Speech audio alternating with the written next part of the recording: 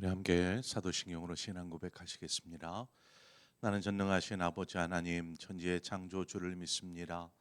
나는 그 유일하신 아들 우리 주 예수 그리스도를 믿습니다. 그는 성령으로 잉태되어 동정녀 마리아에게서 나시고 본디오 빌라도에게 고난을 받아 십자가에 못 박혀 죽으시고 장사된 지 사흘 만에 죽은 자 가운데서 다시 살아나셨으며 하늘에 오르시어 전능하신 아버지 하나님 우편에 앉아 계시다가 거기로부터 살아있는 자와 죽은 자를 심판하러 오십니다. 나는 성령을 믿으며 거룩한 공교회와 성도의 교제와 죄를 용서받는 것과 몸의 부활과 영생을 믿습니다. 아멘. 우리 함께 찬송가 204장 주의 말씀 듣고서 준행하는 자는 시간 우리 함께 찬송하도록 하겠습니다. 찬송가 204장입니다.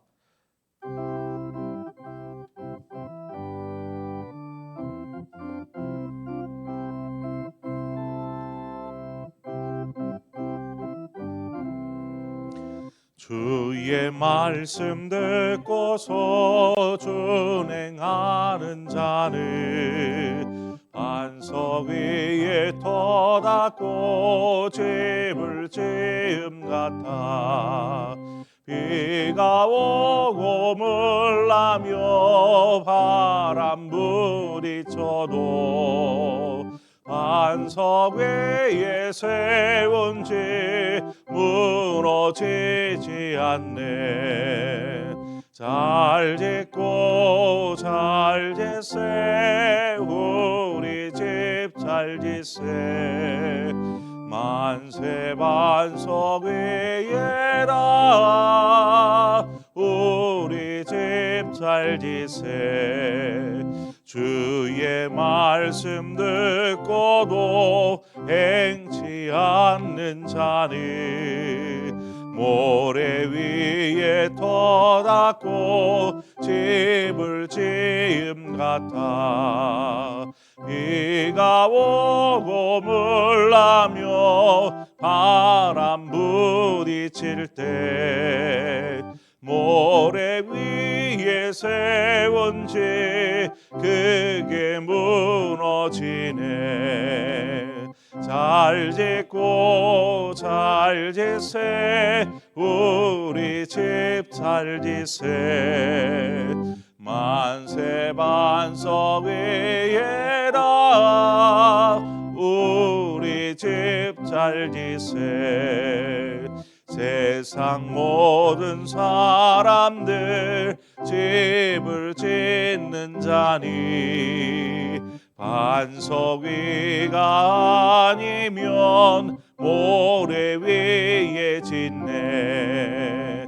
우리 구주 오셔서 지은 상을 줄 때 세운 공로 따라서 영영상 벌 주리 잘 짓고 잘 짓세 우리 집 잘 짓세 만세 반석 위에라 우리 집 잘 짓세. 아멘. 하나님 말씀 보겠습니다. 열왕기상 11장입니다. 열왕기상 11장 26절에서 40절의 말씀 우리 함께 보도록 하겠습니다. 열왕기상 11장 26절에서 40절의 말씀 한 절씩 교독하겠습니다. 솔로몬의 신하 느밧의 아들 여로보암이 또한 손을 들어 왕을 대적하였으니 그는 에브라임 족속인 스레다 사람이요 그의 어머니의 이름은 수르아이니 과부더라.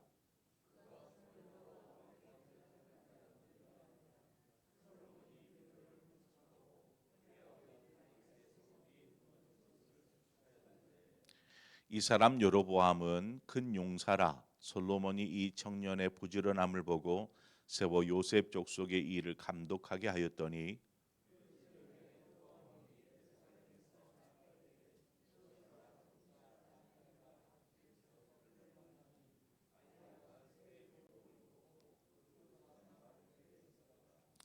아히야가 자기가 입은 새 옷을 잡아 12조각으로 찢고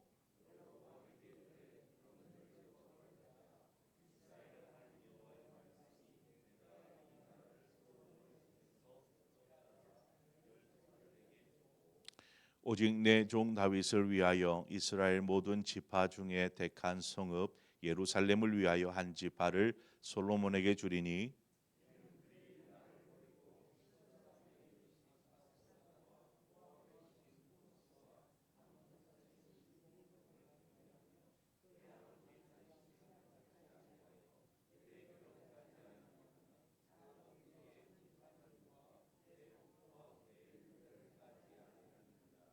그러나 내가 택한 내 종 다윗이 내 명령과 내 법도를 지켰으므로 내가 그를 위하여 솔로몬의 생전에는 온 나라를 그의 손에서 빼앗지 아니하고 주관하게 하려니와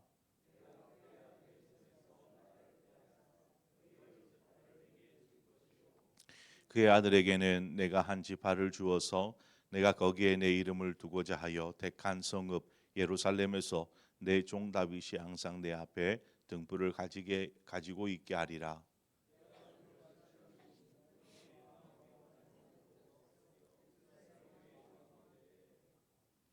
네가 만일 내가 명령한 모든 일에 순종하고 내 길로 행하며 내 눈에 합당한 일을 하며 내 종 다윗이 행함 같이 내 율례와 명령을 지키면 내가 너와 함께 있어 내가 다윗을 위하여 세운 것 같이 너를 위하여 견고한 집을 세우고 이스라엘을 내게 주리라.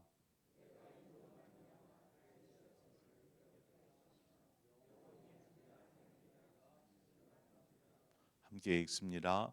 이러므로 솔로몬은 여로보암을 죽이려 함에 여로보암이 일어나 애굽으로 도망하여 애굽 왕 시삭에게 이르러 솔로몬이 죽기까지 애굽에 있으니라.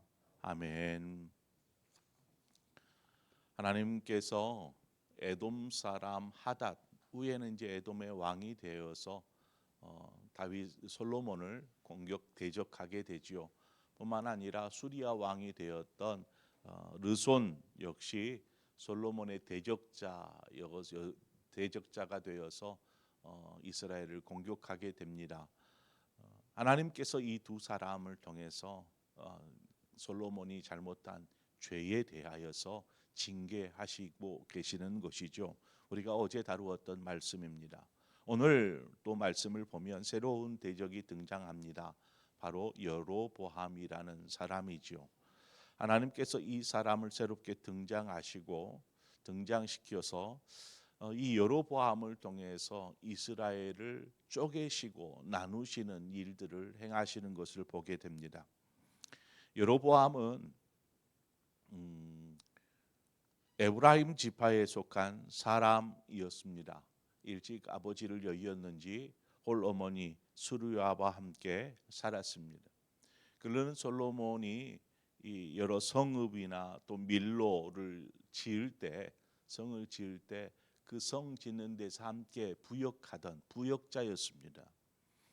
그런데 오늘 본문에 보면 그 여로보암의 성품에 대해서 기록하고 있는데 그는 자신에게 주어진 일에 대해서 참 성실하고 부지런하게 일하였습니다. 그렇게 성실하고 부지런하게 일하는 부역자인 이 여로보암이 솔로몬의 눈에 띄는 것이죠. 그만큼 그가 성실하고 부지런하였던 것입니다. 그래서 그를 세워서 이제 그 관리 감독하는 감독자로 세웁니다. 그러니까 일개 부역자가 전체를 감독할 수 있는 감독자로 승진한 것이죠.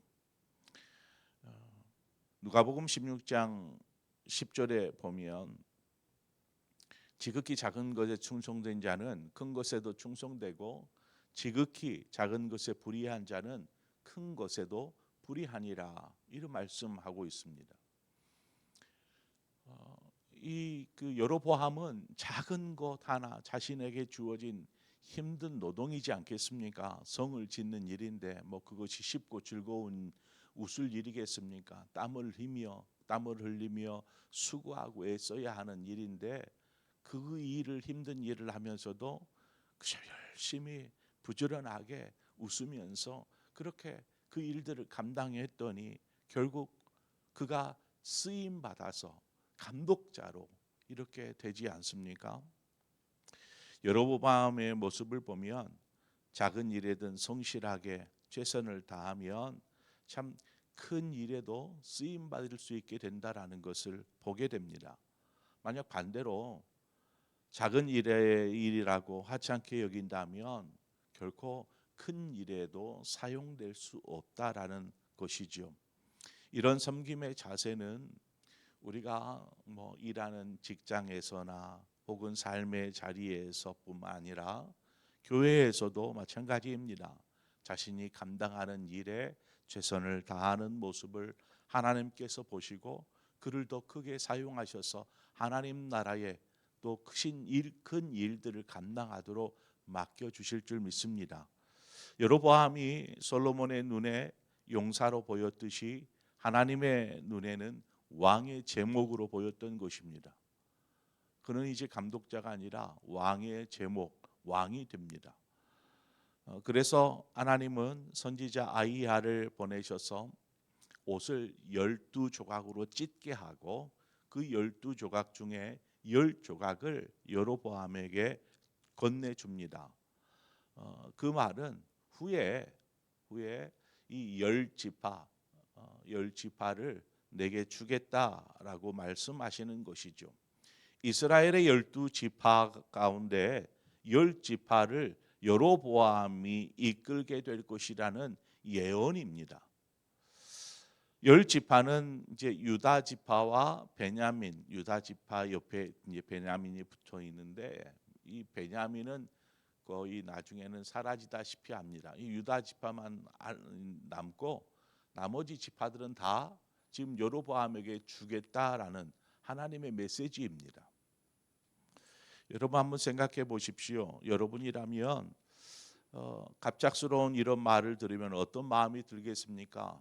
열심히 성을 건축하는 일에 힘쓰고 있는데 선지자가 떡하니 와서 이 옷을 10조각 주더니 이 10지파를 주겠다 이렇게 말씀하는 거, 이야기하는 것이죠. 그러면 감사합니다 이런 마음으로 받을 수 있겠습니까? 솔로몬의 통치로 이스라엘은 승승장구합니다. 나라는 번영하고 강하여져 갑니다. 그런데 이러한 상황에서 이스라엘이 나뉠 뿐만 아니라 그 이스라엘 가운데 거의 90%에 가까운 80% 90%에 가까운 지역을 자신이 차지하고 다스리게 될 것이다라는 말을 들었을 때에 여로보암이 그것을 믿기나 하겠습니까? 하나님은 아이야를 통해서 왜 내가 이런 일을 계획하고 실행하려는지를 말씀하여 줍니다. 그러니까 그 모든 것은 솔로몬이 하나님 앞에서 범죄한 것이죠. 우상을 섬기고 하나님을 외면하며 온갖 죄악을 범함으로 하나님께서 이스라엘 가운데 이와 같은 일을 행하시겠다라는 것을 여로보암에게 이야기하는 것입니다. 과부의 아들로 자라나 부역군으로 일하다가 감독관이 되고 이제는 북이스라엘의 왕이 되게 생겼습니다. 이런 모습을 보면 사람의 일이란 참 우리가 알 수 없는 것이죠. 그냥 알 수 없는 것이 아니라 하나님은 이렇게 연약한 한 사람을 사용하셔서 하나님의 큰 일의 그 주역으로 사용하더라는 것입니다. 어떤 사람이었습니까? 아마 그의 그 부지런함과 성실함 이것만을 보고 하나님께서 그를 왕의 제목으로 보셨을까요? 그 안에 하나님을 향한 경외함이 있었을 것입니다. 하나님께서 그 여로보암의 신앙과 삶의 모습들을 보시면서 그를 들어서 왕으로 사용하시는 것이죠. 다윗 그는 한낱 목동이었습니다. 집안에서도 천덕꾸러기처럼 그 막내이다 보니까 별로 중요하게 여기지 않아서 매번 양들과 함께 들판에서 생활하던 그 목동이었던 다윗, 그가 이스라엘의 왕이 된 위대한 사람이 되질 않습니까? 그러므로 우리가 생각하기에 우리 이제 뭐 옆에 계시는 우리 같은 성도님들을 바라보시든지 어떤 사람을 바라보든지 간에 그가 그 이 어떤 단정지어서 우리의 생각으로 우리의 시선으로 이렇게 단정지어서 생각할 것이 아니라 한 영혼 한 영혼이 하나님 앞에서 보배롭고 존귀한 자로 그가 어떻게 하나님 앞에 쓰임 받게 될지 알 수 없는 사람이기에 우리는 그들을 귀하게 여겨야 합니다. 사랑해야 하는 것이죠. 존귀하게 여기는 것입니다. 하나님도 이 부역자 한 사람을 존귀하게 여겨서 그렇게 사용하고 계시지 않습니까? 우리가 오늘 본문에서 주목해야 될 한 구절이 있습니다. 36절인데 그의 아들에게서는 내가 한 지파를 주어서 내가 거기에 내 이름을 두고자 하여 택한 성읍 예루살렘에서 내 종 다윗이 항상 내 앞에 등불을 가지고 있게 하리라. 이 구절을 보면 하나님의 뜻은 여전히 다윗과 함께하고 있다라는 것을 알 수 있습니다. 이미 다윗은 죽었어요. 그리고 이제 솔로몬도 뭐 통치 말년이니까 죽을 때가 가까워 옵니다. 이러한 상황인데 하나님께서 다윗과 함께하고 있다라는 말을 하고 계십니다. 즉 다윗에게 약속하셨던 말씀, 그 언약의 말씀을 따라서 내가 너와 함께할 것이고 솔로몬 네가 아무리 범죄하였지만 다윗을 생각하여서 너를 살리겠다라는 것입니다. 솔로몬의 범죄로 인해 이스라엘은 큰 위기를 겪게 되지만 하나님의 긍휼하심은 여전히 다윗을 향하고 있었습니다. 다윗이 어떤 삶을 살았기에 그의 아들이 범죄 가운데에서도 다윗으로 인하여서 하나님의 등불이 여전히 다윗의 가문 가운데 그 집안 가운데 머물러 있게 하셨다라는 사실입니다. 다윗이 어떤 삶을 살았기에 이와 같은 은혜를 누리게 되는 걸까요? 다윗이 하나님을 일평생 온전히 따랐기 때문에 그렇습니다. 하나님의 말씀에 순종하였기 때문에 그렇습니다. 일평생토록. 다윗은 목동이었었던 어린 시절의 때나 사울을 피해서 도망하던 도망자일 때나 이스라엘의 왕이 되었을 때나 변함없이 하나님을 신뢰하며 하나님을 따랐습니다. 어떤 땐 그가 넘어져서 범죄하기도 하였습니다. 그럴 때에도 하나님 앞에 엎드려서 하나님의 은혜를 구하였습니다. 하나님으로부터 멀어지지 않았습니다. 자신의 어리석음으로 인해서 가정의 그 환난을 겪을 때에도 하나님을 향한 그 마음이 변하지 않았습니다. 결국 다윗이 주님을 사랑하는 그 마음, 온전히 주님을 향한 주님을 따랐던 그 다윗을 인하여서 그의 아들이 아무리 죄를 범하였어도 망하게 하지 않으시고 이 다윗 때문에 솔로몬이 은혜를 누리고 있더라는 것이지요. 하나님께서 여로보암을 택하시고 내가 너를 사용하겠다 말씀하십니다. 또한 그에게 하나님께서 다윗과 같은 약속의 말씀을 하고 있습니다. 다윗에게 하셨던 약속의 말씀이죠. 38절에 나오는데 네가 만일 내가 명령한 모든 일에 순종하고 내 길로 행하며 내 눈에 합당한 일을 하며 내 종 다윗이 행함같이 내 율례와 명령을 지키면 내가 너와 함께 있어 내가 다윗을 위하여 세운 것 같이 너를 위하여 견고한 집을 세우고 이스라엘을 내게 주리라 하는 이 약속의 말씀이죠. 이건 약속입니다. 내가 이렇게 하겠다라는 것입니다. 거기에는 하나의 조건이 있죠. 약속이니까 네가 그 약속을 잘 지키면 나도 너에게 지금 한 이 약속을 지키겠다라는 것입니다. 이 약속은 하나님께서 다윗에게 하셨던 약속이기도 하고 다윗뿐만 아니라 솔로몬에게도 했었던 약속입니다. 다윗은 그것을 잘 지켜서 그가 그의 평생토록 하나님께서 그에게 은혜를 베풀었을 뿐만 아니라 그의 아들 솔로몬에게까지 하나님께서 은혜를 베풀어 주셨습니다. 솔로몬은 어떻습니까? 그가 처음 왕이 되었을 때에는 하나님 앞에서 그렇게 이 약속을 잘 지키면서 또 해 나아갑니다.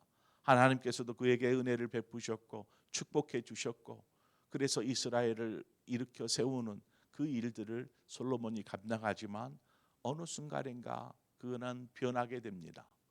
하나님보다 세상을 더 사랑하게 되고 하나님을 향해야 될 마음과 시선이 우상을 향하는 이러한 모습들을 우리는 솔로몬의 신앙과 삶에서 보게 됩니다. 결국 하나님의 약속에서 벗어나고 나니까 하나님의 약속도 멈추게 되는 것이죠. 하나님의 약속은 우리에게도 동일하게 적용됩니다. 다윗에게 하였던 것처럼, 솔로몬에게 하였던 것처럼, 또한 여로보암에게 이야기하신 것처럼 우리에게도 동일합니다. 네가 내 말대로 행하면, 내 말에 순종하면 내가 너를 영원히 견고하게 세우리라는 것입니다. 이제 하나님께서 약속하신 대로 영원히 견고한 믿음의 집을 세우느냐 아니면 그렇지 못하느냐, 그것은 우리가 어떤 삶을 선택하고 어떤 삶을 사느냐에 달려 있는 것입니다. 여러분 모두 변함없이 주님을 사랑함으로 하나님께서 여러분의 삶뿐만 아니라 여러분의 믿음과 신앙을 통해서 그것 때문에 여러분의 자녀들 역시도 하나님의 은혜 가운데 머무는 은혜가 여러분의 삶 가운데 있기를 축원합니다. 그래서 여러분 한 사람을 통해서 집안이, 가문이 견고하게 세워지는 그런 믿음의 그런 축복된 신앙과 삶, 또 여러분의 가정 가문이 되어지기를 주님의 이름으로 축원을 드립니다. 함께 기도하겠습니다. 좋으신 하나님 아버지, 이 새벽에 우리를 부르시고 또 말씀하여 주신 것처럼 우리의 삶을 우리가 한번 돌아봅니다. 우리에게 맡겨진 어떤 일이 있다라면 여로보암처럼 성실하게 부지런히 하나님 감당할 수 있도록 인도하여 주셔서 하나님 그 모습이 결국 그를 왕으로 세우는 그의 성품으로 인한 하나님 은혜를 누리게 된 것을 보게 됩니다. 우리 역시 작은 일에도 최선을 다하는 사람, 단지 교회에서뿐만 아니라 우리의 삶의 자리에서도 최선을 다하는, 그래서 귀하게 쓰임 받을 수 있는 사람이 되게 하여 주시옵고, 무엇보다도 하나님 앞에서 믿음 안에 견고하게 세워지는 우리의 신앙이 될 수 있도록 도와주시옵소서. 항상 변함이 없게 하여 주시고 힘들도 어려울 때만 하나님을 찾는 것이 아니라 늘 하나님의 곁에 머무르는 하나님의 사람으로 서게 하여 주시어서 다윗을 생각하셔서 그의 아들 솔로몬이 은혜를 누리고 그러한 삶을 살았던 것처럼 우리의 삶으로 인하여서, 우리의 신앙으로 인하여서 대대손손 하나님의 은혜를 누릴 수 있도록 하나님 우리를 축복하여 주시기를 소망합니다. 오늘의 삶을 주님 앞에 의탁드립니다. 주여, 우리의 삶을 친히 인도하여 주시옵소서. 예수 그리스도의 이름으로 기도합니다. 아멘. 오늘 이 시간 우리 함께 기도할 때에 말씀을 생각하면서 하나님께서 나에게 하신 말씀이다 라고 여겨지는 부분들을 붙잡고 함께 기도하시기를 바랍니다. 그리고 더불어서 우리가 함께 기도할 것은 이 나라와 민족을 위해서 우리 함께 기도하십시다. 하나님이 이 나라를 바르게 세워 주시옵소서. 죄악에서 떠나 좀 그 정의로운 나라가 될 수 있도록 인도하여 주시옵소서. 그래서 우리 나라를 위해서, 우리 정치하는 사람들을 위해서, 또 경제인들을 위해서, 공무원들을 위해서 우리 함께 기도하십시다. 그래서 이 나라가 다시금 건강하게 바로 세워지는 나라 될 수 있도록 위해서 기도하고, 더불어서 한국 교회를 위해서 여러분 함께 중보하며 기도하시기를 바랍니다. 하나님 교회들을 깨우시고 일으켜 세우셔서 참 하나님의 기뻐하시는 이 대한민국이 될 수 있도록 위해서 기도하도록 하겠습니다. 그리고 여러분 각자의 기도의 제목으로 기도하시다 자유롭게 돌아가시겠습니다. 함께 기도하겠습니다. 좋으신 하나님, 은혜를 감사합니다. 아버지, 우리를 부르셔서 자녀 삼으신